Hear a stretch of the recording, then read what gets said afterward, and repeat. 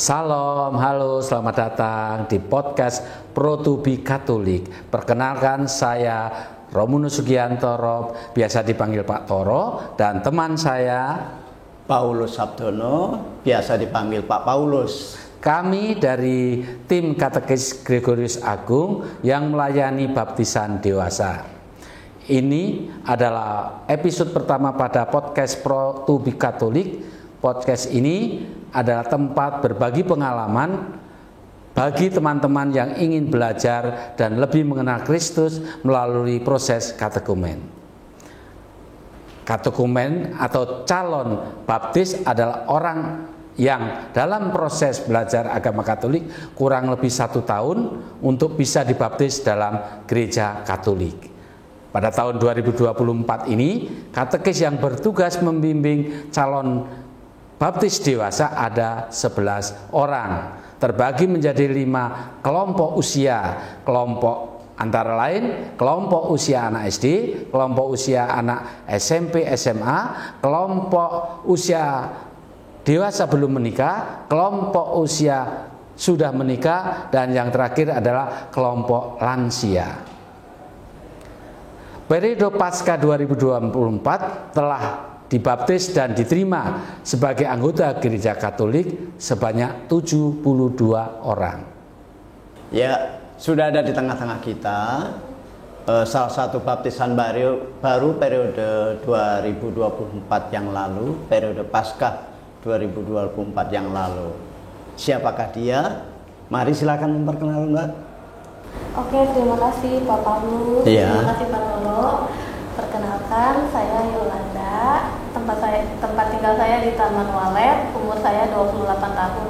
Saya dibaptis menjadi Katolik pada periode Paskah 2024. Mbak Yolanda, dari Taman Walet ke sini tuh berapa jaraknya ke gereja kita ini? Dari rumah ke gereja sekitar 20 menit. 20 menit. Naik motor apa jalan kaki? Naik motor. Naik motor. Diantar apa sendiri? Sendiri. Sendiri. Oh iya. Nah, sekarang ini Mbak Yolanda aktivitasnya apa sih? Kerja Kerja di mana Mbak Yolanda? di Cikupa kerjanya. Oh, lumayan jauh ya, di Cikupa. Dari Kota Bumi ke Cikupa itu lumayan jauh. Tiap hari atau kena sip apa tidak itu kalau di Cikupa? Enggak ada sih. Oh, pagi terus ya. Terus bisa menyempatkan menjadi katekumen, belajar begitu Mbak Yolanda? Bisa, berarti ada opnya ya pekerjaannya untuk belajar. Kebetulan kemarin pas ikut katekumen aku izin sama bos aku supaya setiap hari Sabtu itu Setengah hari. Oh, setengah hari kerjanya ya. Duh, hebat. Belajarnya hari Sabtu ya, Mbak Yolanda ya? kadang Sabtu kadang Minggu sih Pak. Hebat Mbak Yolanda ya, perjuangannya dari Taman Walet bekerja, membagi waktu untuk bisa menjadi katekumen dan belajar, minta izin ya. Ini tidak mudah Pak Paulus itu minta izin ke atasan itu. Jadi ada atasan yang nggak memberi izin juga ada. Akhirnya dia tidak diberi izin. Pertamanya iya, karena kan ingat kerja aku juga aku ngerjain marketing sama accounting, terus juga kadang suka hitung stok gudang juga ya. Jadi mau izin itu kadang suka susah, tapi ini puji Tuhan bos mau kasih izin. Lah, kok Mbak Yolanda begitu perjuangannya hebat banget kayak gitu? Sebetulnya dulu Mbak Yolanda agamanya apa sih? Dulu aku Muslim. Iya. Sholat 5 waktu Mbak Yolanda? Atau kadang-kadang? Enggak, kadang-kadang. Oh, tapi KTP-nya Muslim. Iya, itu. Oh, KTP-nya Islam, tapi sholatnya kadang-kadang ya, kalau ingat saja gitu. Oh, terus Mbak Yolanda apa sandaran ke Katolik itu yang terakhir apa sebelum-sebelumnya Mbak Yolanda ada juga? Sebelum jadi Katolik tuh aku juga udah coba ke berbagai macam agama ya. Aku coba ke Buddha, terus ke Kristen juga aku coba. tapi emang dari hatinya tuh nggak ada kecocokan. Nggak ada kecocokan. Oh, jadi udah Pak Paulus udah jalan-jalan Pak Paulus ke vihara, ya kan? Kemudian ke masjid, ya. Sekarang Pura udah belum? Belum. Oh, belum. ke Pura belum, ya. Jauh Pak Paulus ke Bali. Ya. Itu ke wihara itu Sir. Oh, wihara. Oh. Iya, ya. Terus ini Mbak Yolanda itu perjuangan seperti itu diketahui orang tua apa tidak? Diizinkan enggak? Diizinin. Diizini, tapi tahu orang tua itu. Orang tua tahu. Tahu. Oh, ya. Jadi orang tua tahu. Jadi, apa sih yang membuat Mbak Yolanda kok kemudian berjuangnya sekuat itu, ikut menjadi Katolik itu nggak mudah, belajarnya juga 1 tahun. Apa sih Mbak? Kan sebelumnya juga aku udah coba ke berbagai macam agama ya. Iya. Terakhir itu kan sebenarnya aku ikut Kristen terakhir. Mm-mm. Aku pikir kan Kristen dan Katolik itu sama-sama ikut Kristus. Mm-mm. Tapi ternyata pas aku udah coba hatinya itu nggak senyaman itu loh. Kayak aku nggak di sini, aku tuh bukan aku yang apa namanya Nggak serak gitu ya? Nggak serak ya? Nggak sereknya apa Mbak yang menjadi Mbak? Nggak sereknya itu? Aku tuh kan dulu sempat tinggal sama bibi aku ya. Iya. Bibi aku itu kan Katolik. Terus aku juga dulu waktu kecil sempat beberapa kali ikut bibi aku ke gereja.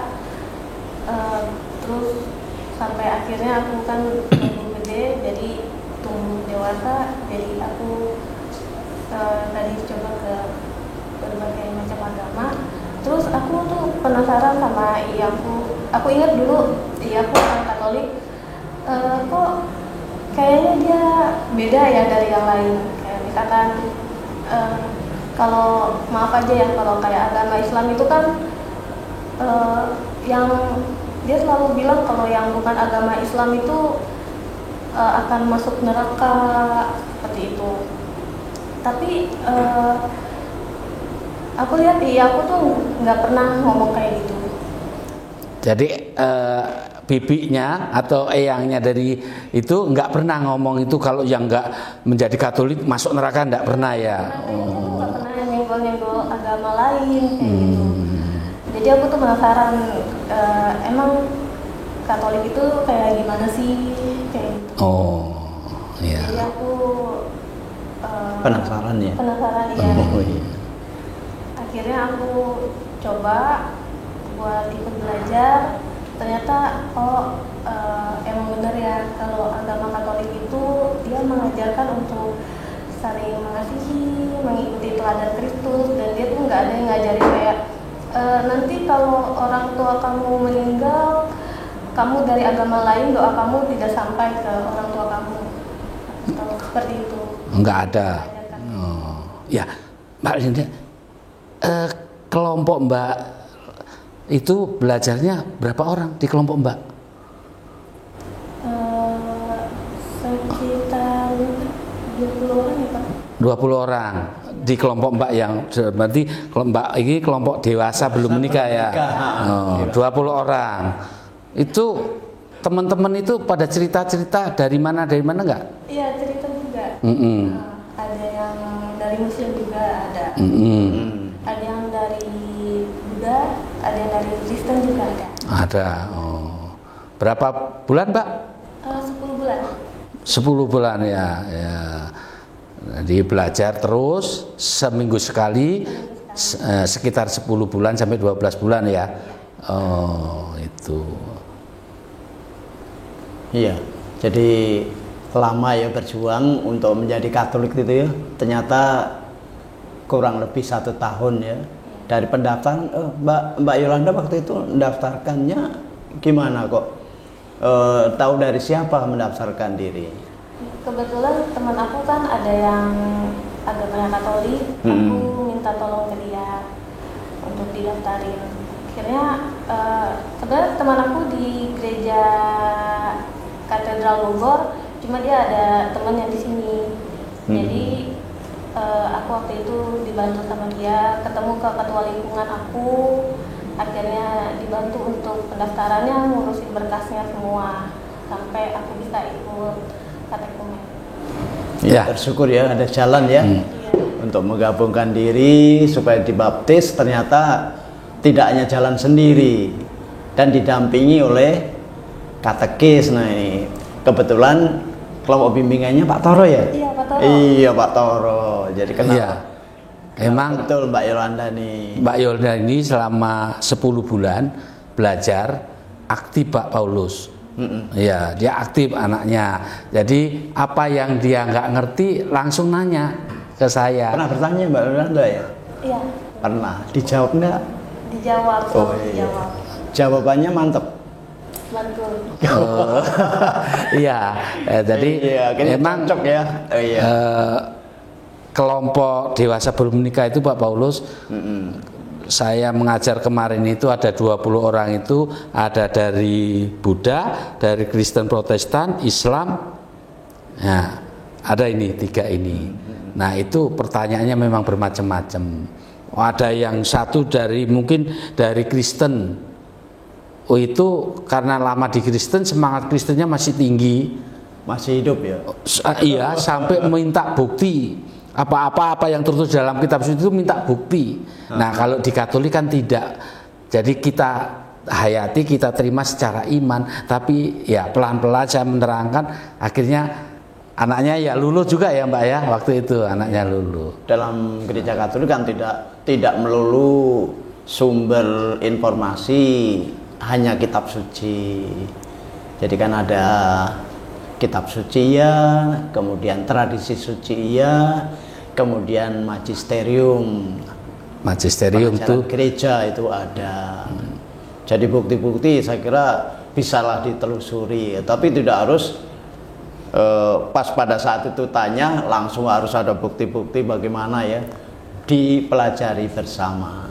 Gitu ya Pak Toro ya? Iya. Iya. Iya, Mbak Yolanda sudah dibaptis ya. Ketika dibaptis menerima sakramen apa saja, masih ingat? Aku terima komuni. Komuni juga sudah. Sama krisma. Krisma. Iya. Jadi dalam baptisan dewasa itu sekaligus diterimakan sakramen-sakramen inisiasi penuh, sakramen baptis, sakramen krisma, dan sakramen ekaristi. Jadi 3 sakramen diterima karena usianya sudah dewasa. Ya. Jadi ini sungguh patut disyukuri karena tidak lagi ikut bimbingan calon komuni pertama, enggak. Kemudian mengikuti calon penerima krisma, enggak. Jadi sudah paket penuh. Bersyukur ya berarti ya. Iya. Iya. Iya. Jadi Mbak Yolanda kan tadi sudah menerima 3 sakramen ya kan. Nah sekarang tentunya Mbak Yolanda udah sah menjadi orang Katolik. Nah setelah sah menjadi orang Katolik, apa tantangan Mbak Yolanda atau halangan apa sih yang ada Mbak Yolanda dalam hidup Mbak Yolanda, baik di rumah maupun di tempat kerja? Tantangannya pasti ada ya. Kan dari lingkungan yang sebelumnya Muslim ke Katolik pasti banyak banget omongan-omongan yang kurang enak. Terutama mereka yang suka bilang kalau bukan Muslim nggak bisa masuk surga. Yang doanya nggak diterima atau segala macam omongan yang nggak enak. Nah terus tantangan itu Mbak Yolanda menyikapinya bagaimana? Aku sih menyikapinya santai aja Pak. Oh santai aja. Ya, karena kan nggak mungkin seperti itu selama kita menjalani agama kita dengan baik dan benar. Kayaknya nggak mungkin terjadi seperti apa yang diomongkan itu ya. Terus secara fisik dijauhi apa enggak? Yang dijauhi pasti ada. Ada, tapi yang dekat ada juga. Ada juga. Jadi wajar lah ya. Ada yang jauhin, ada yang dekat, lebih banyak yang dekat kali ya. Iya. Oh, itu. Nah, terus itu tantangan dari luar. Dari mbaknya sendiri apa? Kira-kira setelah dibaptis. Setelah dibaptis, yang pasti aku berusaha buat aktif di lingkungan aku. Terus berusaha juga untuk semakin rajin ke gerejanya. Karena kan sekarang juga udah bisa terima komuni. Iya.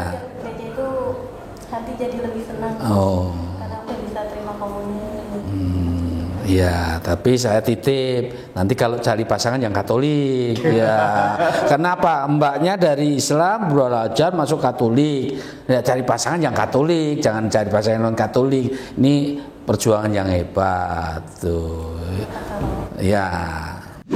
Ya, jadi terima kasih Mbak Yolanda sudah mengungkapkan pengalamannya menjadi Katolik dan sudah mengalami banyak hal yang menjadikan Mbak Yolanda itu menjadi aktif ke gereja, sambut komuni, kemudian dalam menghadapi situasi di mana Mbak Yolanda berada itu ya tenang-tenang saja ya. Jadi terima kasih banyak cerita pengalamannya yang luar biasa.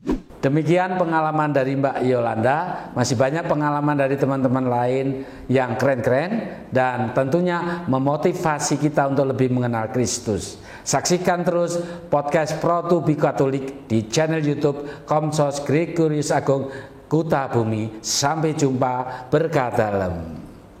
Berkah dalam, sampai ketemu nanti.